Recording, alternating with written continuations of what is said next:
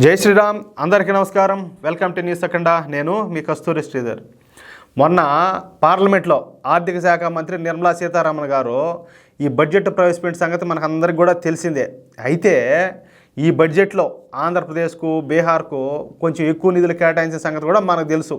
అయితే దీని మీద ఏంటంటే చాలామంది చాలా రకాల కామెంట్లు చేస్తున్నారు, చాలా రకాలుగా మాట్లాడుతున్నారు. దాని గురించి ఇప్పుడు మీకు చెప్పే ప్రయత్నం చేస్తా. అసలు న్యూస్ ఏందనేది.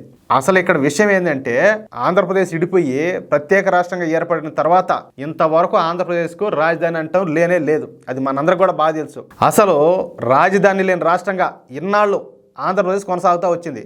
అందుకే అమరావతికి ప్రత్యేకంగా ఒక 15,000 కోట్ల రూపాయలు కేంద్ర ప్రభుత్వం అయితే కేటాయించింది ఈ బడ్జెట్లో. ఇక బీహార్ విషయానికి వద్దాం.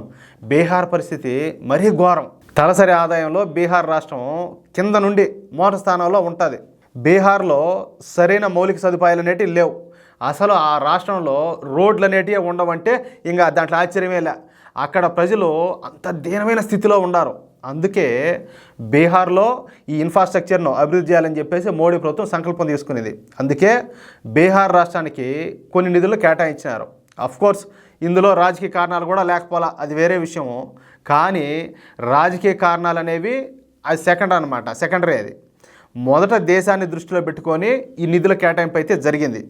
ఇక ఇదే అదునుగా భావించినటువంటి కాంగ్రెస్ పార్టీ భారతీయ జనతా పార్టీని టార్గెట్ చేసిందియా. పార్లమెంట్లో కాంగ్రెస్ నాయకులు మాట్లాడుతూ మీరు బీహారు ఆంధ్రప్రదేశ్ రాష్ట్రాలకి అన్ని నిధులు కేటాయించినారు, బీహార్ ఆంధ్రప్రదేశ్ రాష్ట్రాలకు జిలేబీలు పకోడాలు ఇచ్చి మిగిలిన రాష్ట్రాలకు ఉత్త బొచ్చునిచ్చినారు, ఇది కుట్రతో కూడుకున్న విషయం అని చెప్పేసి ఈ కుట్రలను మేము ఖండించినామంట.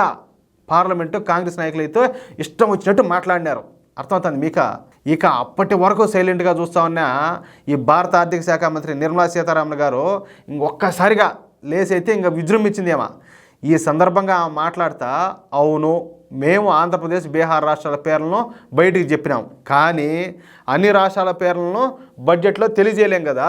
అంటే బడ్జెట్లో ఏ రాష్ట్రం పేరు ఉచ్చరించలేదో, అంటే ఏ పేరైతే చెప్పలేదో ఆ రాష్ట్రానికి అన్యాయం చేసినట్ట కాదు కదా. మరి మీరు కూడా అనేక సార్లు బడ్జెట్ అయితే ప్రవేశపెట్టారు. ఏది మీరు అధికారంలో ఉండగా. మరి మీరు బడ్జెట్ను ప్రవేశపెట్టిన ప్రతిసారి మన దేశంలోని రాష్ట్రాల పేర్లన్నిటి కూడా మీరు చెప్పినారా? నేను ఈ ఒక్క విషయంలో ఛాలెంజ్ చేస్తున్నా. మేము ఏ రాష్ట్రాన్నైనా కూడా మేము సరిగ్గా పట్టించుకోలేదు, విస్మరించినామంటే చెప్పండి.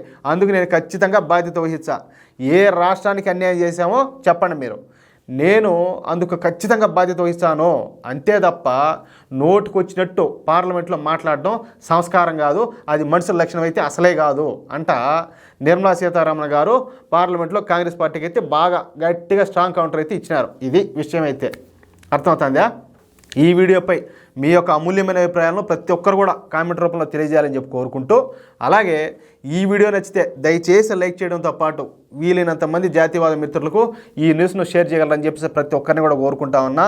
ఎందుకంటే ఈ బడ్జెట్ విషయంలో చాలా వరకు కూడా భేదాభిప్రాయాలు అయితే వచ్చినట్లు కనపడుతూ ఉన్నాయి. చాలామంది కామెంట్లు కూడా వాళ్ళకేం చేశారు, వీళ్ళకేం చేశారు, వాళ్ళకెంత ఇచ్చారు, వీళ్ళకెంత ఇచ్చారని చెప్పేసి ఈ కామెంట్లు కూడా మనం చూస్తూ ఉన్నాము. దయచేసి వాళ్ళందరికీ కూడా ఈ వీడియో ద్వారా క్లారిటీ ఇవ్వాలని చెప్పేసి మీ ద్వారా నేను కోరుకుంటా ఉన్నా. అలాగే ఈ వీడియో చూస్తున్న ప్రతి ఒక్కరు కూడా ఎవరైనా మన ఛానల్ సబ్స్క్రైబ్ చేసుకోకపోతే దయచేసి ప్లీజ్ మన ఛానల్ సబ్స్క్రైబ్ చేసుకోండి, మమ్మల్ని ఆదరించి ప్రోత్సహించండి. జై శ్రీరామ్.